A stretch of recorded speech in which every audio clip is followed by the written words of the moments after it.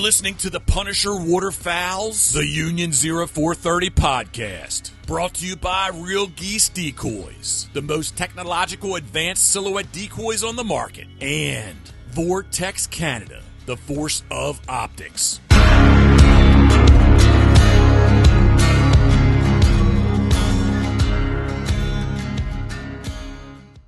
Hey everybody, welcome back. This is episode 84. Can you believe it? I went and checked back today. I think it's like the 11th of May, which is not that far away, will be our 1 year anniversary of the Union 0430. So pretty amazing. Yeah, pretty amazing. I'll leave it at that. We'll talk more about it down the road. You'll tell very, very light crew tonight. I think Dave's probably on a fire call. Mark is cutting trees. Yeah, he's probably drooling over a new Stihl chainsaw or something. And Dave, yeah, doing his thing as a firefighter. You know, he's a pretty big deal now. Philly is coming to us all the way from Port Perry, Ontario, with his brand new high-end Punisher Waterfowl tumbler. This is the official drinking cup of the Union 0430. You too can have one for $69.95. Yeah. It just slap a Punisher sticker on any old tumbler, and you've just there you go. Look at this. You just completely and utterly ruined my sales pitch. You stole my idea. And Craig, tell us, and our good friend Craig Lalonde, you've heard us talk about Craig a number of times on the show. A really good friend. We've been hunting with him a bunch over the years, him and his wife. Craig, I can't pronounce the name of the town that you're in, so I'll leave it to you. Wabashine. There you go. You got it. Phil got it. Wabashine. It's like Kincardine. Yeah, it's like Kincardine. Wabashine. Okay, coming to us from Wabashine, Ontario, which is not that far from Barrie, right? Yeah, about half hour, 40 minutes north of Barrie. Okay, cool. So in the snow belt, if that makes sense to anybody from Ontario. So Craig's come on with us tonight. I can't believe it's taken us this long to actually get you to come on the show, Craig. A little bit upset with myself that this invite hasn't went out a lot sooner than this. And for anybody that, and if you're wondering why I'm saying that, is because over the years, we've had some very, very good laughs and times with Craig. So it's a little bit weird that it's taken us this long to get Craig onto the show. But Craig reached out to me a bunch of weeks ago and had mentioned the fact that he was planning a trip for him and his dad to go out west. He had a ton of questions on how to gear this up and how to plan it and all the ins and outs of it. And I pitched the idea to him to probably do a show. And of course he jumped on because he wants to be part of the Union 0430, like who wouldn't? So that's why Craig's on tonight. So we're gonna go through that. Phil will probably chime in on some of the stuff that he's figured out over the last little bit, because Phil's gone out west. I've been out west with a guide in the past. So yeah, it should be a good show. So that was a very, very long introduction, fellas, and I'm sorry that was really long-winded. So Craig, thanks for coming on, buddy. Yeah, a shame that it's taken us this long to get you on. Oh, well, thanks for having me. And like honestly, like we've talked before, it's always been really cool to see the guests you guys have on. So it's like, it's not like with seeing all the people you guys have had on in the past where I'm sitting here saying, well, why don't you have me on yet? I'm kind of a big deal, right? Well, you are a big deal. You're the triple threat, dude. Hey, you're a big deal in my books. Yeah, you are a big deal. No, I appreciate you guys having me on. And like I said in the messages, like, you know, I wouldn't typically think I've got a whole lot to bring to the crowd, but I thought, you know, just the stuff I've been trying to look into and find out, it would just, I'm sure there's other people that have had the questions or looking for the sort of answers and that. So I thought it might be helpful just to kind of share what I've been trying to figure out anyways. Just like Phil said before we started, we've got to try and help out the millions and millions of fans, right? Because they may have the same questions. So, hey, you're doing the public a great service here, Craig. So we are here as an educational resource. That is true. With a side of comedic factor. Yes. I will Craig, impart all my worldly wisdom. And Craig, we must ask, what is your libation tonight? I have, what was in this one, Carrie? 40 Creek for right now. Oh, that's just emptied out the bottle though, and that's a good choice. That's nothing wrong with 40 Creek. The next one will be Kraken because that's all that's left in there. Oh, then there's this guy. Hey, buddy. Hi. Hi. How are you? Good. Hey, Sorry. are you gonna come visit? Are you gonna come visit us at the Toronto Sportsman Show when we're down there on the 19th of March? Mhm. Yeah, you are. We'll have to hook you up with some free stickers. There you go. Yeah. Because who doesn't like free stickers? Yeah. Caleb wanted to come on and say hi because he's actually going to be part of the trip this year now too. So. Nice. Oh wow. Hey, there's Caleb's forehead sneaking his way in there. Hey, buddy, I'm jealous of you. You think you could fit me in your suitcase and take me along with you? Mm. No. Oh snap! I'm just a little tiny. for snacks. Mhm. That was a no. Yeah, that was a. He didn't even was a think no. about it either. That was just. That was really quick. What do you guys? Bye-bye. See you, boys. All right. Have a good night, guys. Sorry about that. Yeah, no, it's okay, buddy. It's awesome. Visitors. That's going to be pretty special, Craig. So there'll be 3 generations on this hunt. Yeah. So your dad, yourself, and Caleb, right? Yeah. Yeah, and it's going to be just before his 10th birthday too. So. Wow. So it's, that and then kid's so that kid's going to be ruined. Yeah. He's going to be ruined. He's going to go out west and he's going to experience things out there. And he was like, "This, why are we doing this in Ontario when we could be out here all the time?" Yeah. Right? No, he's super excited about it because he's never had a chance to even go out in the field with my dad or anything, right? So, Right. And that's Take pictures. Oh yeah. So that's A shit ton of pictures. that's going to be my project for the summer is figuring out how to use that camera that Carrie bought me for my birthday this past year. So Yeah. got to play around with that. Which I may have helped with. What's that? Which I may have helped with. Yeah, yeah. She said she was bouncing all the ideas off you and Marco and everything. Yeah. So, Well, I it's a bit of a appreciate big that. deal, you know. No. Philly is a bit of a big deal. he does have that big boat. I'm a big deal in this little room that I'm sitting in. That's only because I'm by myself. I feel the same way too, buddy. Craig, let's get into it, man, because it is like, first off, in today's day and age, this is not a cheap trip to pull off, right? Like, what are you going for? Are you going for a week? It's going to be 3 days of hunting, so about a week. You know, Yeah. flying out, spending a day out there, kind of checking out some other stuff.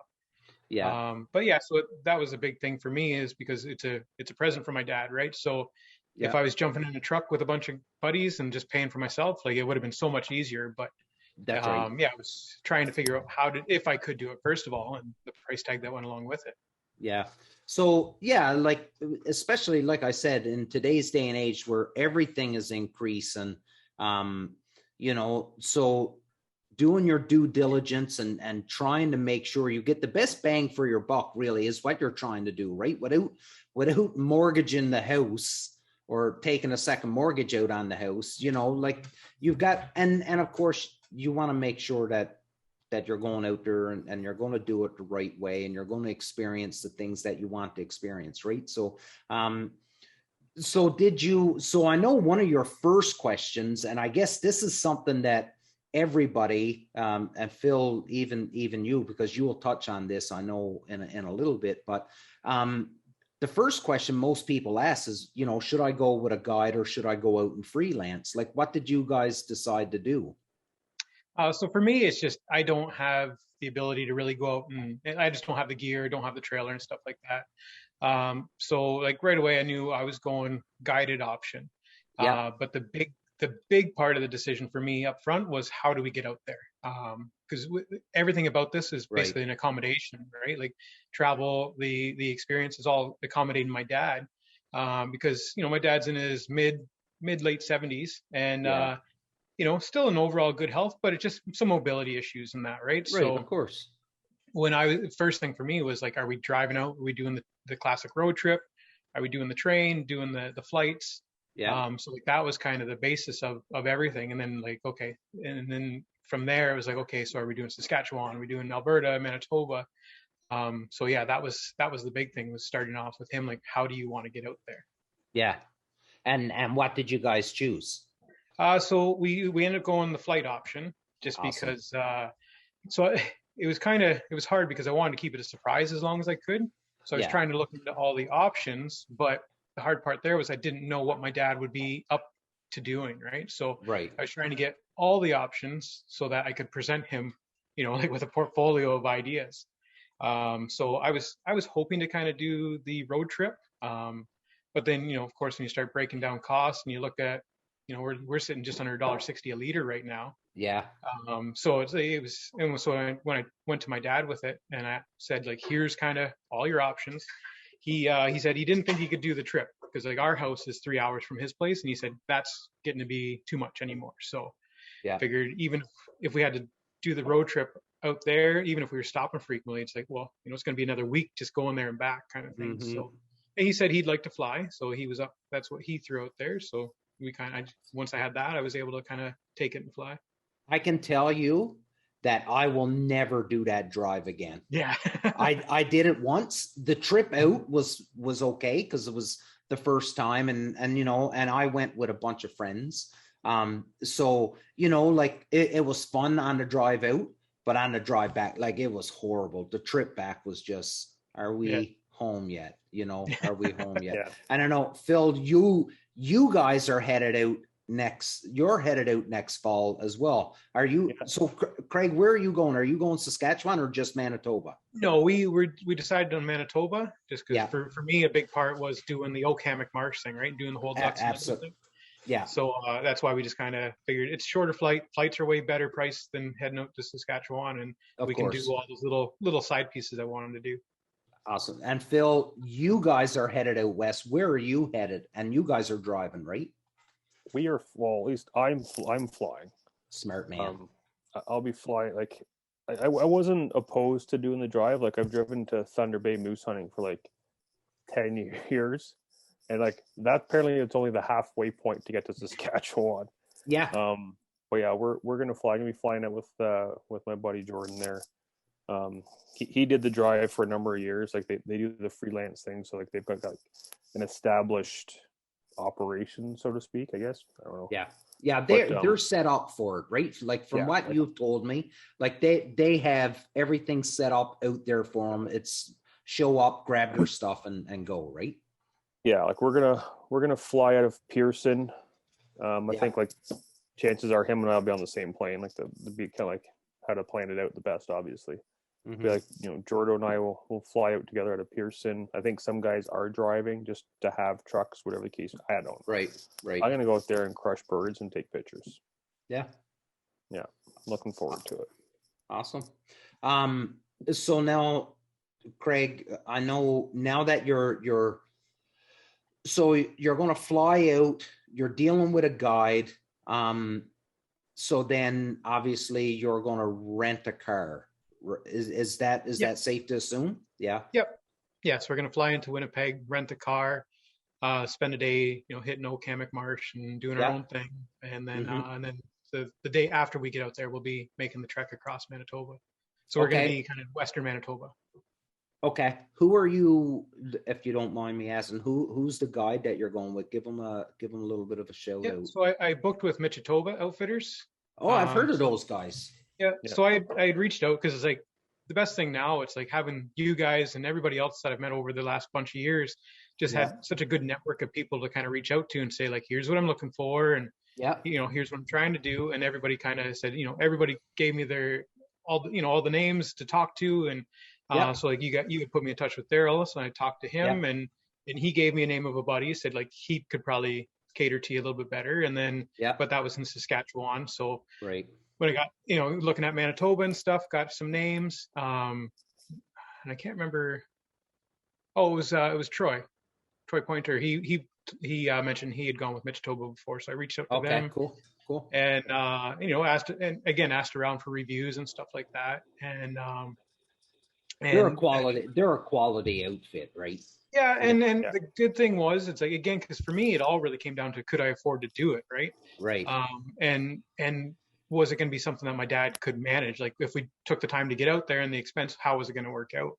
Yeah. And this guy in particular, like when I explained to him, my dad might go out hunting, he might not, right? So, Yeah. I don't want to spend the $3,500 a person for my dad Yeah. to maybe go out hunting once on the trip, right? Mhm. So this guy was really good. He worked with me and kind of some pricing and has really been accommodating, just with what may or may not happen on this trip. So That's So, awesome. That's awesome. I just want to sorry. say, Craig, you can't put a price tag on memories. yeah, Oh, yes, you can.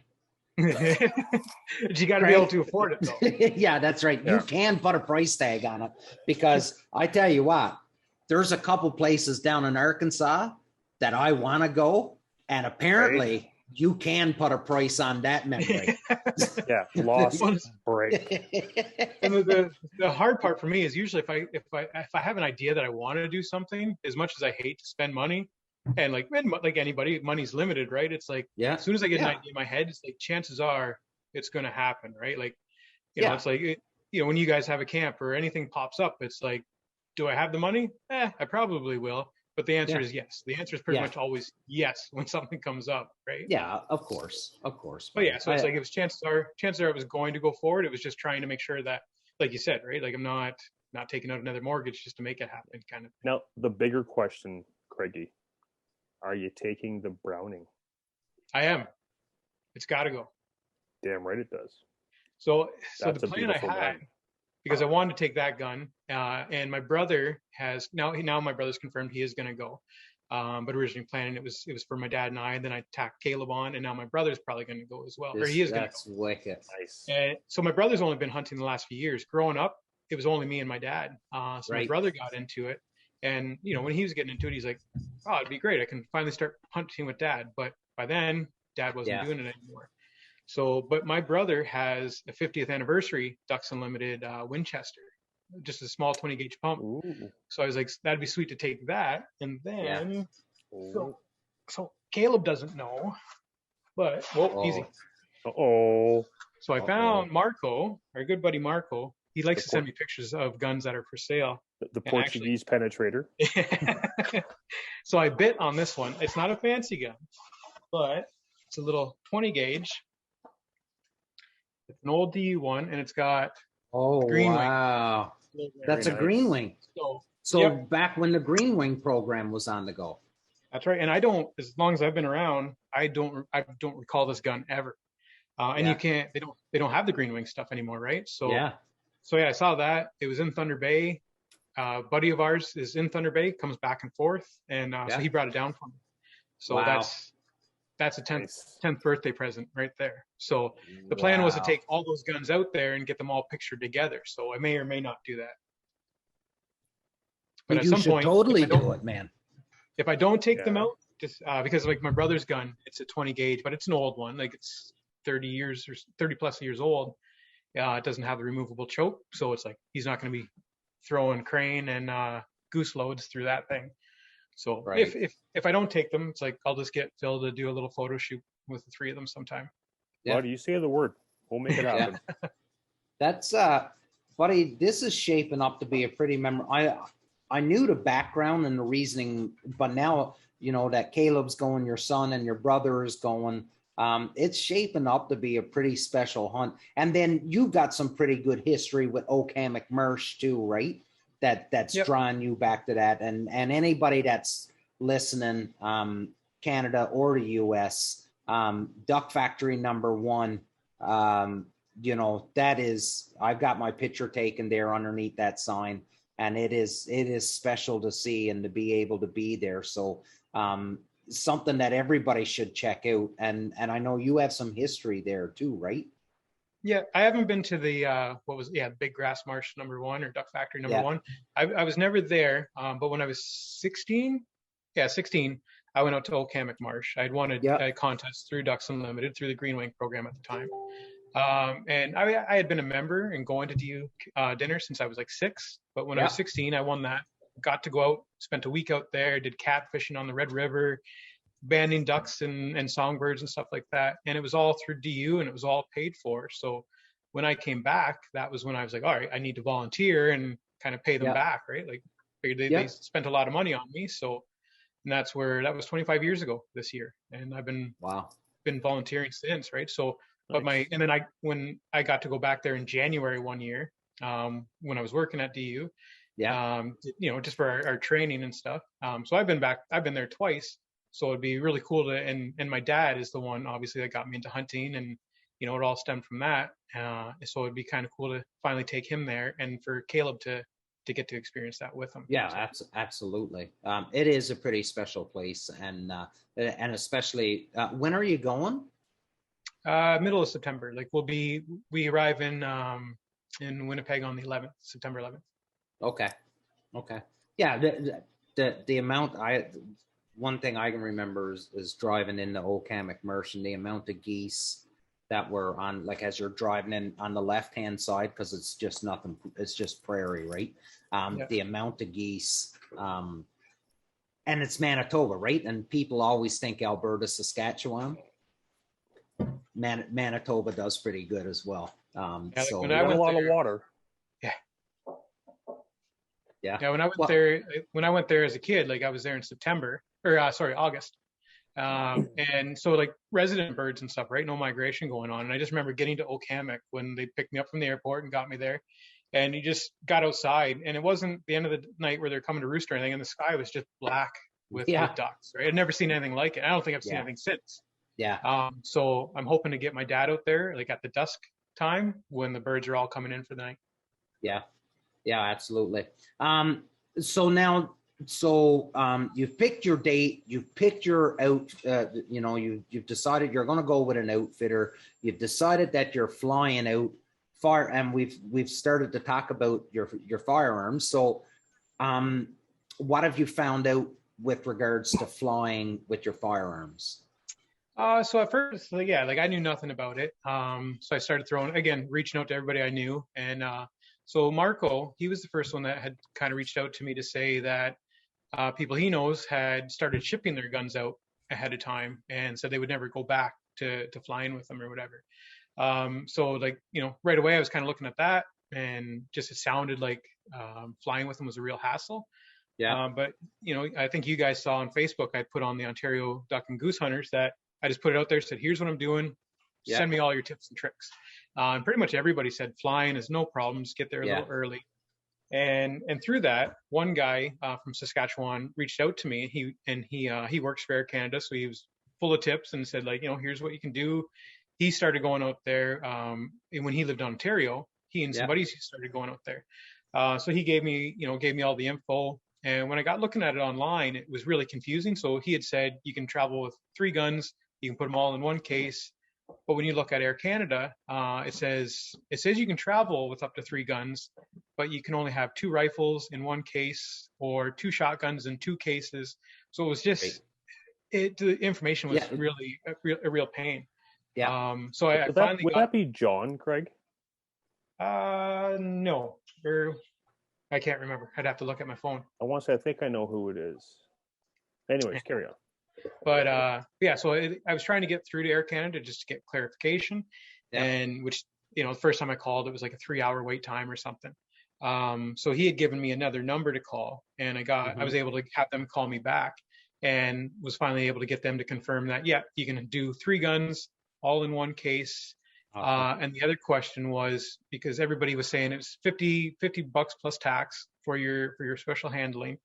But again, when you read it online, it kind of sounded like you have to pay for your check bag. So you've got that fee as well, plus the $50 special handling. So some people were saying yes, some people were saying no. But when I finally got through to somebody at Air Canada, they said, it's separate from your check baggage. So if you have to pay $30 for one check bag, another $50 for your second bag. They said that doesn't apply to the guns. The guns is just a straight up $50 plus tax. I think it's like $60. Okay. So once I figured that out, because when we were budgeting, it was looking like, maybe you're looking at like $200 to travel with your guns, right? But no, it's like $50-$60. So, and then there's a better chance of them being with you versus you ship them out, how soon do you That's ship right. them out, right? Like, Yeah. are they gonna be there when you get there? Yeah. So And most, Well- and then now I know in your case, sorry, Phil, I'll say this and then jump in. In your case, I know you have some special guns you want to bring out with you to do the hunt, but most of the outfitters have a gun that you can rent that, you know, and for what the cost is, it's minor, right? So that's something that people can think about as well. If that's the route that you're thinking about going, you can rent a gun. Like my gun when I was out there, I couldn't hit nothing with mine, so I took one of Daryl's guns, and it made a huge difference. So that's always an option as well. Phil, sorry, but I cut you off. Just to echo what you just said, if rental guns are available, find out what they are, Yeah, and if you can shoot them. yeah, Referring back to our Matt Pomeroy episode. yeah, that's right. Making sure the gun But- fits you, and Yeah. the last thing you want to do is go all the way out there, and because that's what was happening with me. The first morning, like I couldn't hit, like there was nothing. I'm shooting all kinds, but I'm not dropping anything, and I'm like, man, like don't tell me I came all the way out here and I'm not going to even drop any fucking birds. And it was just that gun. Like that's something that, like, again, like in the case of, you know, if you're flying out and renting guns, like that's a legitimate question you should ask your guide. Yeah. What kind of guns do you offer? Is it compatible to me? Anyway, so it was just a quick side note. Yeah. That had a squirrel moment. But in regards to what Craig said, like this, like $50 or $60, believe me, it ain't no special handling fee. There ain't no one wearing white fucking gloves. Yeah. Okay, handling your gun. These savages toss your shit in the belly of a plane. So I have heard there ain't no special handling. No. So what I have heard, one tip that I've heard people say, that if you're traveling with your firearms, is that, you know, like all gun cases are padded and stuff to help with the shock and stuff. But I've heard people say like they'll stuff like their socks, underwear, t-shirts, everything. Like they'll stack as much in there to make sure that the guns will not move whatsoever. Because again, there's nobody with white gloves walking around treating this like it's fine china. It's getting tossed around. So, and with that too, like people had commented on my Facebook post saying to do stuff like that, and if nothing else, it's a good way because baggage expenses are so high, right? So it's like save you some money. But when I got looking at the Air Canada website, it does say on there like you can't pack your clothes in a gun case. Now, do they check? Do they really care? But yeah, it's something to keep in mind that if you look through there, they have a couple of tabs as far as handling or traveling with sports equipment, and then there's a hunting tab, and it does say on there that you can't pack clothes in with your guns. But what I'm gonna do when I fly out, I'm gonna actually 1 second. You need a hard case to fly. Yeah. Like because again, there's no white glove fucking service. Yeah. So this is in the nut case. This is the special limited edition Punisher Waterfowl. Yeah. This is what I use for my camera gear. So these are basically like a Pelican, but like they're a Canadian company. Yeah. So why not? Yeah, they're right. These things are. Oh, I won't hold that against them. But these are an amazing case. This is what I hold my camera gear in. I will be buying one of these to travel with my shotguns when I fly out west. Mm-hmm. Now, I've done a pile of research because I spend like half my life on the Webernet because like TV sucks. But what I'm going to do, so I looked into the nut cases and they have a layered foam system. So when all the foam's in it, like it's got like the egg carton style foam inside. Yeah. That all kind of like meshes together. And like if you put a gun in there uncased or whatever, that foam, she can hold it all nice and tight and pretty. Like I'll be taking 2 guns. Tight like a tiger. Mm-hmm. I'm gonna be going out with 2 guns because I got to bring my 20 gauge. Like it's like second nature to me, right? But like when we get into a big snow shoot, I'll be rocking the 12. What I'm gonna do when I go to pack my guns, give yourself a hernia there, Philly. right? Pritner threw out my goddamn back. So I've got a number of like soft gun. Like this is a floating shotgun case. I've got a few of them. What I'm going to do is I will pack one shotgun in this one, and I've got another one that actually has like a flag pocket, which is like the best thing ever. I'll pack one shotgun in this case. I'll pack another shotgun in the other case with the flag holder, and these will go in the Nanook gun case. So not only do you have like a gun case, like, you know, while you're out there for your 10 days, you pick up your shotgun. Yeah, because I guess you still got to have it traveling, right? Still got to be cased. Yeah, still got to be cased. So, that was a good point. I didn't think like about not that, only, actually. you know, do you have a gun in a gun case, like a soft case, but then you're putting it in the hard case. Again, I'll take out one of the layers of foam just to be able to accommodate these things, but like they're not going to get banged around, like right? Well, they're not rubbing together too, right? Like like Rob Paul had said on my post, he had said that where he had traveled once and just the guns weren't tight in the case and just rubbing against each other, right? And just wore the finish right off. Yeah. That oh sucks. no, that's too bad. Well, yeah, it's like I'm going to pack them in those cases and then jam them in the hard case. Another option is the gun stocks. Like I've got a pile. Yeah, gun stocks. Yeah, throw a gun in the gun stock, then put it in the case. It's just like, what's a gun stock? $20. I doubt if they're even that much. What's a reason? Yeah, I think you can probably get them for 10. Yeah. But what's a reasonably priced, half decent semi-automatic shotgun? You start at 1,000. Yeah, you're lucky if you can get one for 1,000 new. Yeah, I've got one for sale for 15. just throwing that out there. Craig, how much screwing around did you do finding your flight? Like in Canada, we don't have a whole lot of options here in Canada when it comes to airlines, right? The Air Canada has a little fucking monopoly on the go here. So and I don't think Southwestern Airlines is flying into Winnipeg. So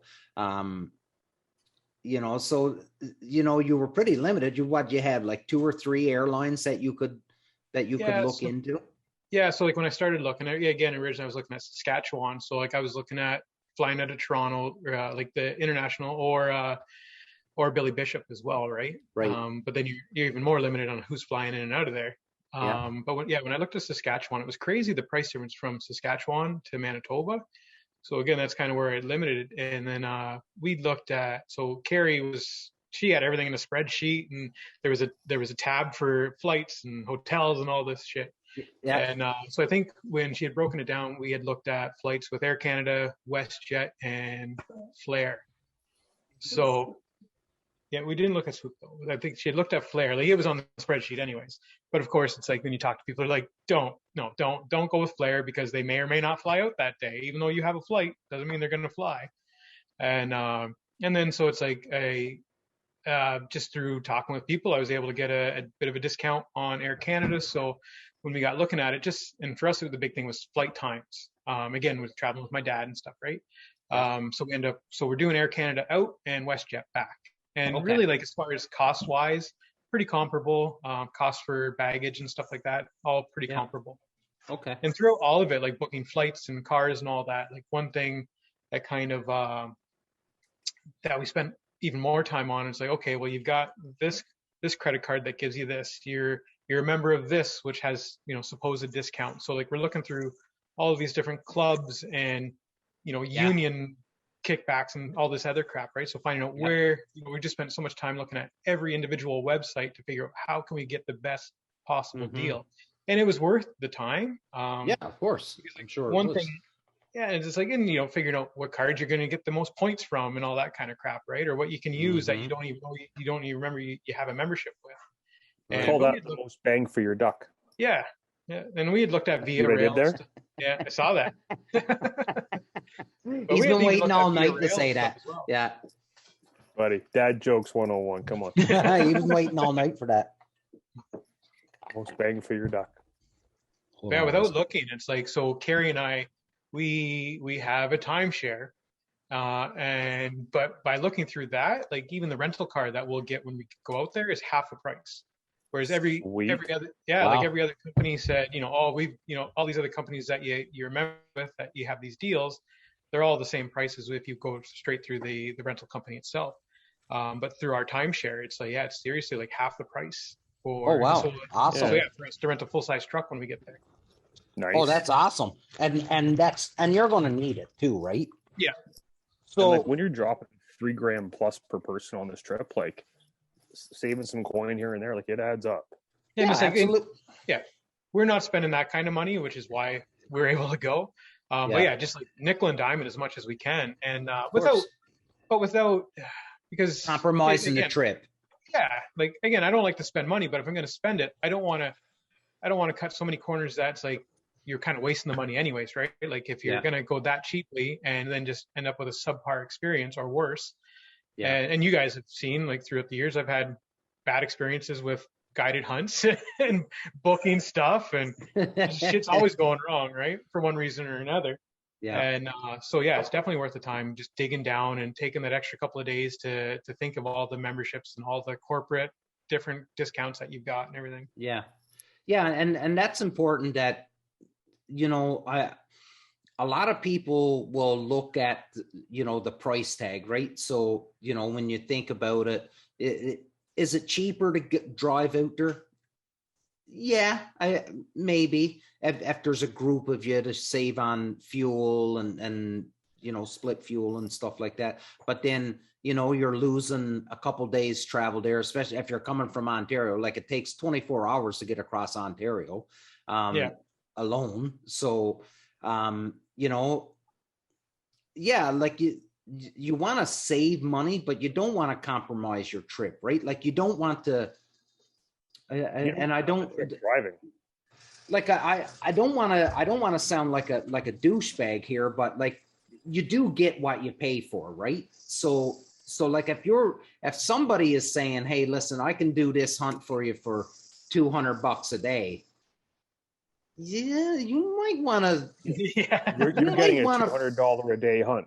Yeah, like you better look into this outfit if they're only charging you $200 a day, because you may not, your expectations may not be in line with what the outfitter is planning on doing for you, right? So the way that you guys have done it, Craig, is the right way to do it. Like you've set your parameters, right? Like you knew that this was a trip you wanted to do. You knew that, okay, I'm okay to spend X number of dollars, and I'm going to do my best to make it work for X number of dollars. And if that means it takes me 6 hours on the phone during the day to find that deal for the rental and the flight and whatever, then you know what? That's something you got to do, because I promise you, and I know you don't need me to say this, but this will be a trip you'll never ever forget in the rest of your life. Yeah. And your dad, your brother, and your son won't either. I feel bad for your son, because your son's going to be absolutely fucking ruined after going out there. Like every year now, he's going to want to go to Manitoba to shoot birds. So you better pad that bank account, buds. Well, it was like spending the time. It was crazy stressful. Like a bunch of times I just had to carry. I was like, I can't do it. I can't pull it off. And but yeah, it was, you know, again, it's once you kind of get the idea in your head, it's like, how do you justify not doing this hunt with my dad? And because it's like when I went away to college, our family were never big serious hunters, right? And I know I've talked to you guys about that before. Like I've always waterfowl hunted, but it was only the last 10 years of meeting you guys and going to various camps and that where I really learned how to waterfowl hunt. Because growing up, we had one spot that we could go to just outside of Dunnville. We had our one pond. We had decoys that you just threw out. Like a lot of times you didn't even go out because it was so mucky. You just threw them into the water. So there was no decoy layouts and stuff like that, right? So it was only later on we're meeting guys like you and just through the camps and that where it really kind of started to learn. And so for me, I still do guided hunts as frequently as I can, because that's the way I've been able to learn and stuff, right? And like even being with Phil a couple of times in his boat, seeing how Phil rigs up his decoys and helping get those lines and stuff out, right? It's nothing I'd ever done before. So it's just getting all those experiences and that. And so in the last couple of years, I had already said, like, the next year or two, like, I'm doing a trip out west. However I do it, that's what's happening. Yeah. So when this came up, it's like, well, this definitely has to be the first trip. And then, again, because I'm so cheap, it's like, it's humming and hawing. It's like, do I do it? Do I not? Like, okay, well now this is different, so maybe it's a couple extra $100. But I actually woke up the one morning, and I don't know what made me think about it, but I realized this is the 25th year since the 25th anniversary since I was in Okama. So I woke Carrie up, and I was like, well, I can't not go now, right? So we need to figure this all out. Easily justified. But that's like Phil, right? Like Phil was saying last year, like he got to get out west. He needs to get out west because he hadn't been out there, and he got it in his head. You don't know when your last day is. Yeah, true. Right? Live every day like it is your last. Get out there, fucking grind them birds, and just go. Yeah, because you're a long time dead when it comes. But growing up, like we were out, after high school, Dad picked, right at the end of the day, Dad would pick me up. We'd be out there, and but then when I went away to college, and then I came back with me. Yeah, it's like Phil and I turned out we were at college at the same time. Did know each other. But after that, it's like I can't remember when I had ever hunted with my dad again after that. Like probably once or twice after college, or like when I was living, because once college was done, I was living in southwestern Ontario, and I just bounced around all over the province. So that was kind of part of this driving force. Was I like somebody else was talking about the trip, and I realized I can't pinpoint when I don't even know when I last hunted with my dad. And I certainly don't have any big crazy memories other than a trip we did on Walpole Island one time. First time I ever got my limit. One of the 2 times I've ever gotten a limit. And it's that's the only good hunt I have with my dad, right? Mm-hmm. And so that was where it's I just wanted to put this together to be if nothing else, it's that's the one you come back to. It's you can pinpoint that hunt. And then when I realized and when the outfitter was willing to work with me for a price for Caleb too, to bring him along, I was I can't not bring him, right? He'll never get it. Likely he'll never be out in the field with my dad. Yeah. And then to be able to extend it to my brother too, right? That's great. Well, in fairness, you wait out another 2 years, that kid can carry a gun. You guys can do it. Yeah. And that's the thing. It's once you get out there, we won't, it's you can't not keep going back, right? That's right. Oh, the itch is there. I want to go back. I want to go back out there. I want to go back out with Daryl and hunt again. I got a couple things I want to cross off the list down south before I go back out west again. That's the only reason why I haven't planned another trip out west. I got a couple things I want to do down south of the border. And in the next 3-4 years, I'll get those things clicked off, and I'll go back out and hang out with Daryl and shoot some birds out with Daryl again. And Daryl was going to come on tonight. And he was going to come on and be able to chat with us about all this as well. But, and for anybody that remembers Daryl Gilbert being on the show before, Daryl is a guide. He guides birds all fall. In the wintertime, he's fishing, ice fishing. Then in the spring, he's at the fish again. Then the summertime, back at the lodge, getting ready for the fall. So the man is busy. So he's got a bunch of clients in right now for fishing. So he wasn't able to come on tonight. But yeah, I wanted to ask you. Go for it. I just want to say Daryl was super helpful too, because he told me to reach out to him, and a couple of people had said to reach out to him because I hadn't looked into Angaros or anything like that, but I assumed it's I'm sure it's well beyond what I can do right now.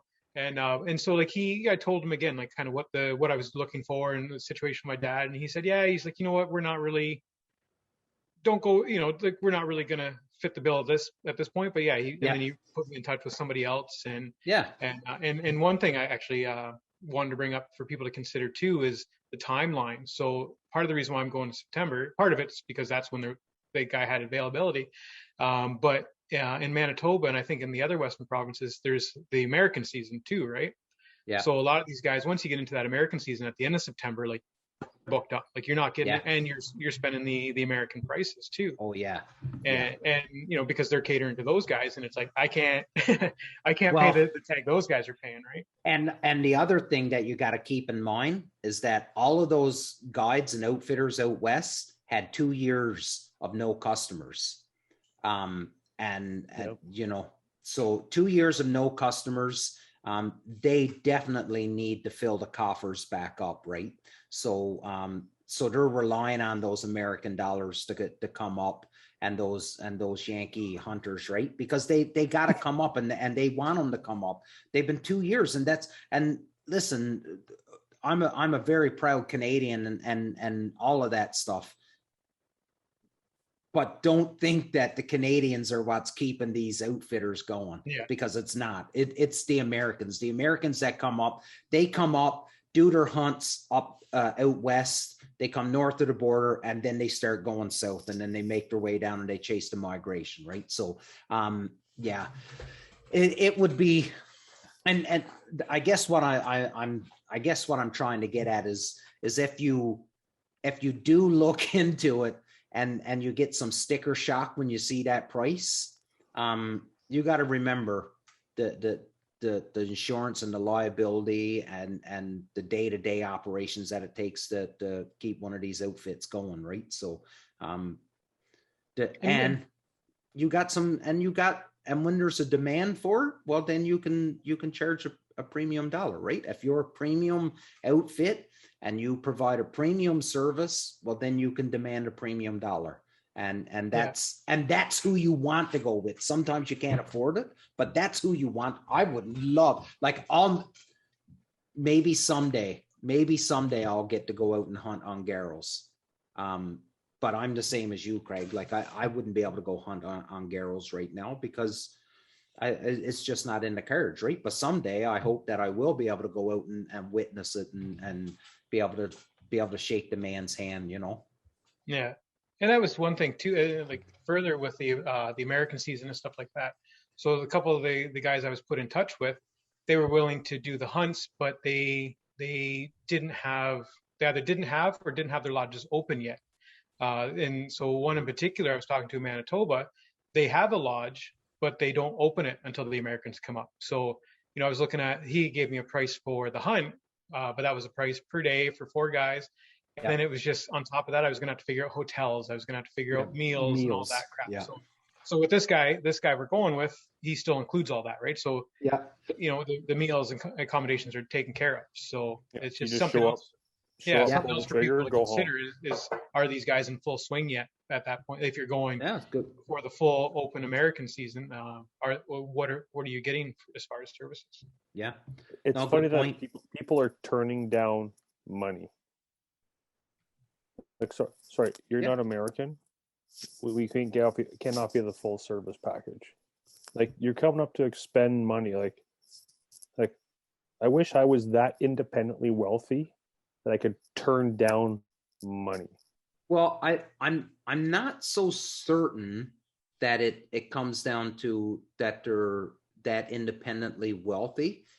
I think what it comes down to is that for them to do the opening up process of their lodge, and once it's open, it's open. There's no shutting it down and then a month later opening it back up. Philly, I'm not sure that there's a whole lot of Canadians. Oh no, we're a bunch of cheap pricks. I'll be the first one. I don't think Canadians as a whole are willing to pay the prices that the Americans are.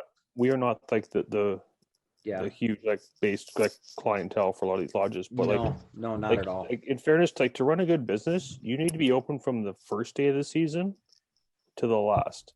Someone calls, I want to come hunt, pay you money. No, sorry, I don't want to take your money just because I just don't want to take your money. Like, I wish I could turn down money. I really do. Well, that's not the case. Hey, you get that OnlyFans, that OnlyFills thing going. Like I said, $25 for a dirty photo, $50 to not get it. Carrie wanted me to Photoshop your head on some of her dance pictures and stuff like that, like the videos that she posts. God bless your lovely wife. That would be funny. Well, it's funny. My wife messaged. She's like, "What in the fuck is this?" I'm like, "Well, sweetheart." I saw her comment on that post. I'm like, it's the show. We say whatever the hell we want to say. We have some fun in this and that. So I'm like, oh yeah, we're getting ready for the sportsman show. I'm gonna be signing glamour shot photos, like, whatever, right? And like I'm like one of our big loyal fans, Mr. Greg, God bless him, very talented artist, does up like only fills thing and whatnot, and it just fucking goes viral, right? And my poor wife Dana, she's like, "What is this shit?" I'm like, "Well, sweetheart, photography, duck hunting, it's expensive business, and $20 is $20." Yeah, awesome. Craig, what have you figured out for transporting birds back? So that was another one where I was looking at, like, can you ship them? Do you bring them with you? And I was looking at the viability of shipping with Canada Post or something, just because of the baggage fees and all that. And again, not understanding because you're only allowed so many check bags, and I didn't know how the guns fit into that. And so it seems like you can only have 3 check bags, and like the cost of it just is crazy. But I hadn't looked into the price of shipping. Now, I had seen on my Facebook post, somebody had said, well, you can't ship migratory birds. Yeah. Somebody else had commented and said, you can, and here's the information. You got to have your license information and like a list of the birds and all that stuff. So it seems like you can ship, like with, I don't know if it'd be Canada Post or Pure Later, but it seems like it's an option. I didn't go down that route because once I figured out the guns, I realized we'll have room to fly with them. Mm-hmm. And then once we kind of get all our stuff packed together, it'll just be an issue of figuring out, do we travel with a cooler and kind of pack clothes in that to have one to bring back with us? Or do we just buy whatever we can get out there and pack them up and because that's obviously something people have to think about, because I think people think about going out there and smashing limits, but they're not looking at, okay, well, if you're paying the guide or the people at the lodge to clean them, you're looking at, I think it was anywhere from $3 to $7 a bird, depending on the species. Yeah. Then you got to buy a cooler, and then you have to ship it, which I think with the airlines it's basically the same, like it's a check baggage kind of thing. Yeah. Yeah. Oh, hold on, Carrie's showing me here. So with Air Canada, it was so if you're checking your first bag, it's $30 plus tax. The second bag is $50 plus tax on top of that. Then your third bag is like anywhere from $80 to $130, and that's if you don't go over the weight, right? And that's each way. So I think the one thing that people, when we drove out, there was how many of us? 1, 2, 3, 4. There were 6 of us. So you're 100% right. Something that people don't really think about is the birds and coming back. So if you're out west and there were 6 of us and we got our limit every day we got our limit on ducks, and every day we got our limit on speckle-belly geese. We didn't see any Canadas when we were there, and we got some snow geese as well. So 6 people, we were there for 4 days. So, 4 days of limits. Each bird to travel back, you had to keep a wing on each bird. I'm going to tell you, it was a lot of birds. Mm-hmm. Now there was a local woman. She was I'm going to say she was Métis, just because she was a bit French. And she was close to the lodge, and she had come over one day while we were cleaning birds. And we gave her some just for her and her family. She was an older lady.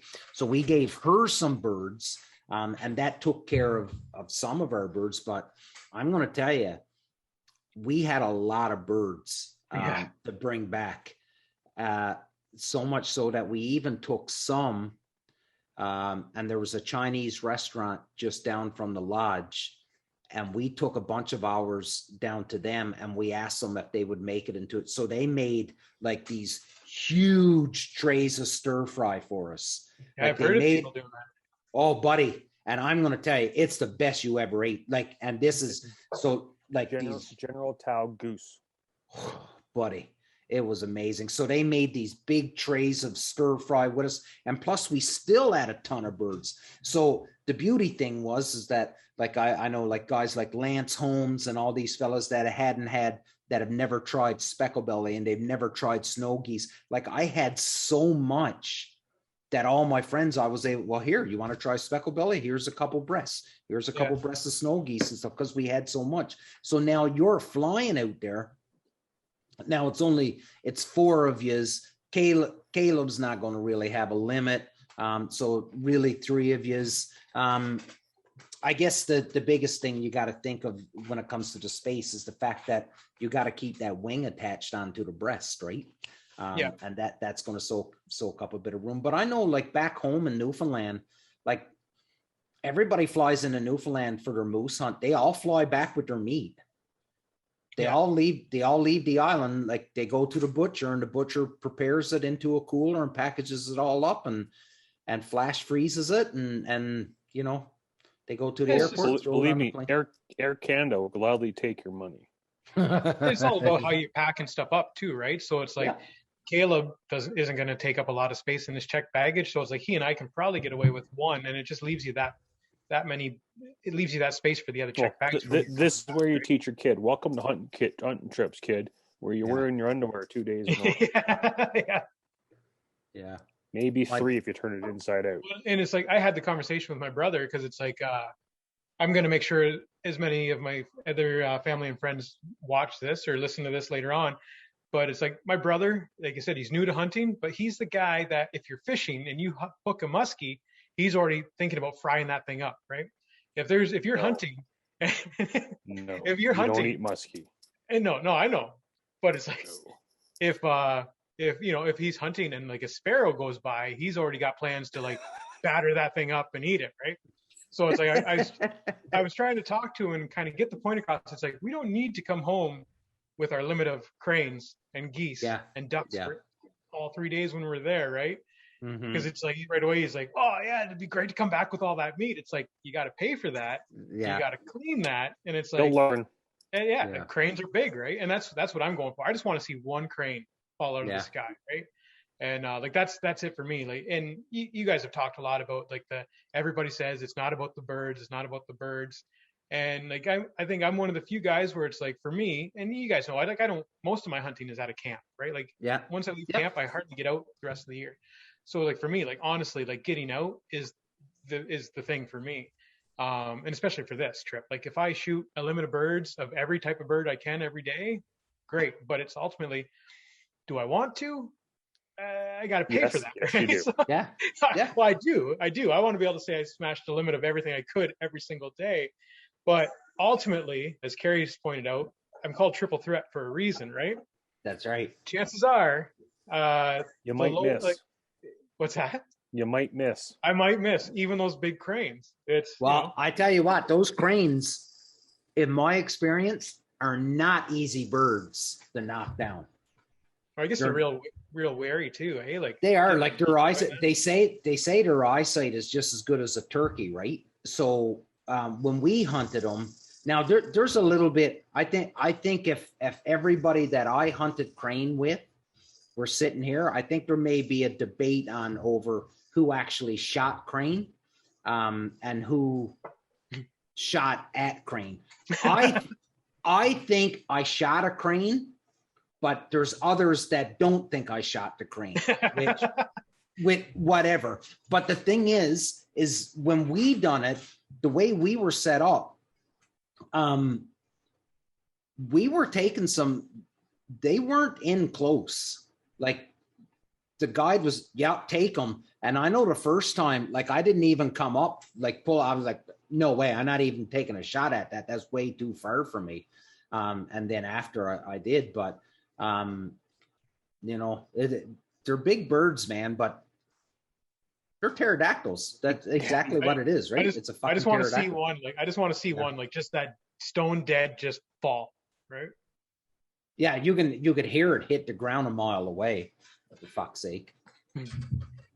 So, but I just imagine that it's like again, like I've talked to all the guides, like when I was trying to figure everything out, I said like, layouts are definitely a no go for my dad and stuff like that. Yeah.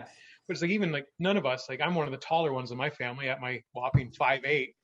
So it's like, even I have a hard time, like in Phil's boat or A-frames, it's like, usually it's just like, I'm like trying to see the birds coming in, but like the frame's like right here. So it's like my dad's Greg couldn't sit in my boat. He just stood. everybody always has those little card table folding chairs, right? And it's like my torso is only like this big, right? So it's like, Well, in fairness, Craig hides very well in a block. Yeah, that's good. That's good. He's not gonna be the one you have to worry about pie face in the flock. Yeah, that's me.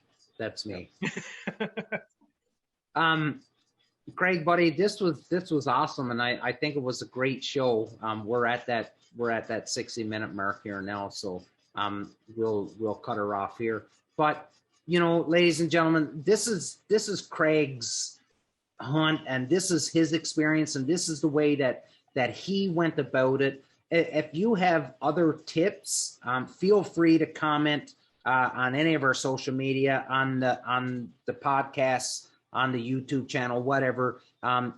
Give us the links. If you're a guide, if you're an outfit, listen, tag yourself in this and let us know you're out there. Far out.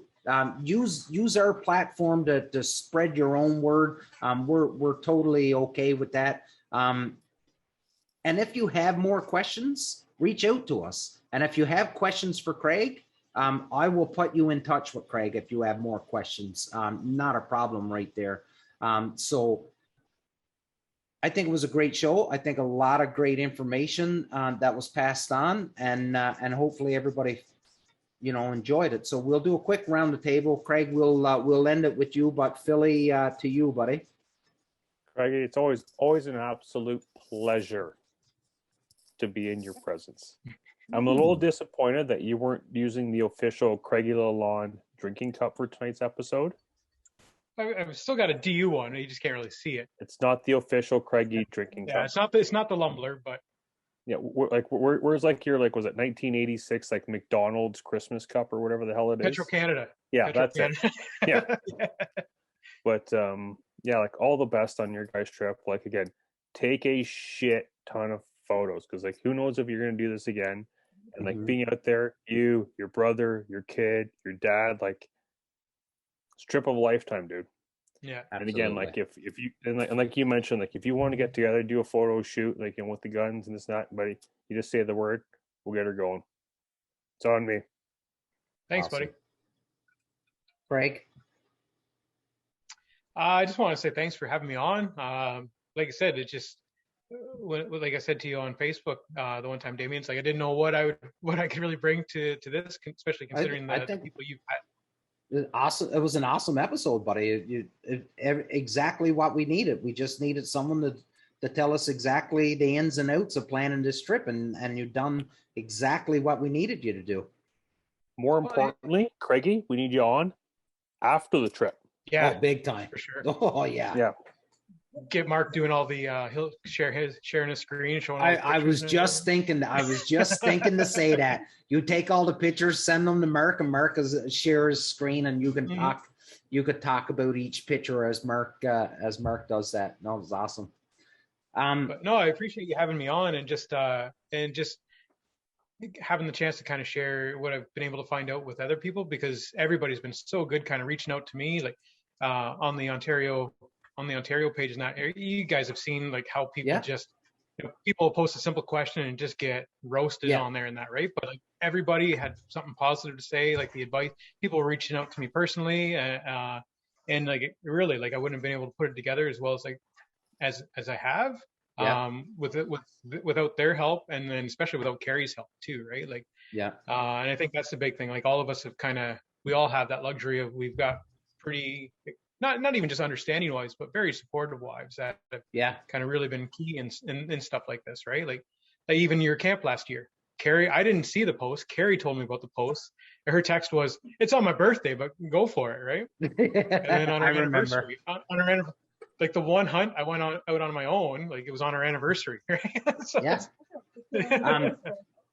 But the fact that your wife is actually a hunter helps as well too, right? Yeah. Like, she enjoys in the waterfowl blind as well. So, but I tell you what, the 11th of September, I cannot wait for you to get out there. I cannot wait to follow this journey. I can't wait to see the pictures, hear the stories, see the smiles. I'm really, really jealous of you to be able to pull this off, especially with your dad, brother, and son. Makes me really want to try and put something together myself for the same reasons. Craig, thanks so much, buddy. Just like I said at the beginning of the show, I am ashamed that it's taken us this long to get you on, because you are a good friend and someone that that's been a friend for years, and you've been a big supporter of Punisher Waterfowl right from the time that you and I first met. You and Kerry, both of you. So I can't thank you enough for all of your support and your friendship. So thanks so much for that. Ladies and gentlemen, this was episode 84 of the Union 0430. I hope you enjoyed this show as much as what we did. I hope you're able to take something away from this, education wise. And if nothing else, be on the lookout for Phil's OnlyFans merch that soon will be. You'll be looking a long time. But Greg Taylor, big shout out to you, because that logo was amazing. Everybody, this is the Union 0430. Like we always say, we aren't experts. We're just a bunch of friends that love one another's company. We love talking about bird hunting and helping one another out. So please subscribe, ring the bell, get us on podcasts, follow us on our social media, send us some love, and I hope I get to see every one of yous during the Toronto Sportsman Show on the 19th of March. Philly is going to be there, in case you didn't know. So with that, I might sign an autograph. Oh, Philly's. Hey, listen, for fuck's sake, somebody come and ask Phil for an autograph, because he's already been out and bought like 10 dozen friggin' Sharpies. And he's expecting this lineup. He's already got 8x10 glossies. Whoa. What do you mean bought? I can get them bitches for free from work. He's already got a bunch of 8x10 glossies ready to start signing. So please come. Sucks ass. Oh, buddy. Does it really? Is it really bad? Put a phone call into fucking Elon there. Yeah. Okay. Enough of that. Big love. Talk to you next week. Ciao.